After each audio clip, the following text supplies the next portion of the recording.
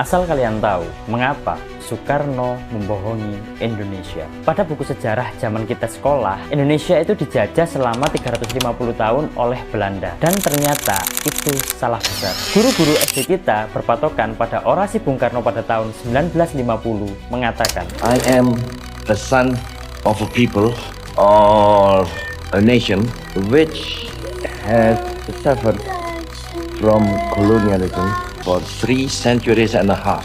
It's not a short time. 350 years about.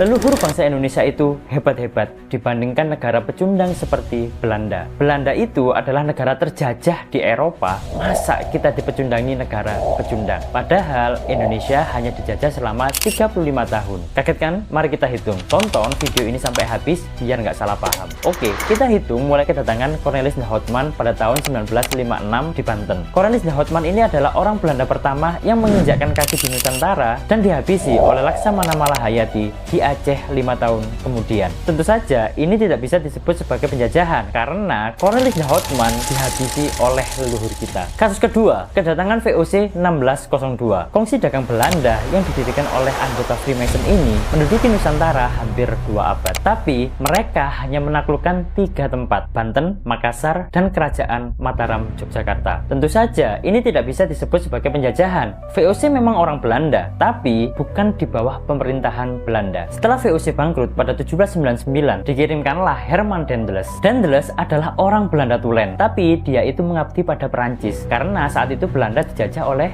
Prancis di bawah pimpinan Louis Napoleon. Dan Daendels sendiri tidak punya kekuasaan penuh pada Nusantara. Apa itu bisa disebut penjajahan? Tentu saja sekali lagi tidak. Singkat cerita, Belanda itu baru menaklukkan seluruh Nusantara pada tahun 1907 dan memimpin hingga 1942 sebelum pendudukan Jepang. Dan jika dihitung antara 1907 sampai 1942 itu tercatat hanya 35 tahun dan digantikan oleh Jepang sampai tahun 1945. Total semuanya itu mungkin hanya 38 tahun plus Jepang. Lalu apakah narasi Bung Karno itu adalah bohong? Benar, orasi narasi Bung Karno bohong. Tapi untuk menyemangati rakyat Indonesia pada saat Belanda kembali ke Indonesia untuk agresi militer. Saudara-saudara, kita sudah terjajah 350 tahun. Masa iya mau terjajah lagi? Maksud Bung Karno hanya membakar semangat rakyat Indonesia, bukan bermaksud apa-apa, apalagi melencengkan sejarah. Jadi kamu sudah tahu asal-usul mengapa Indonesia di buku sejarah tertulis terjajah sampai 350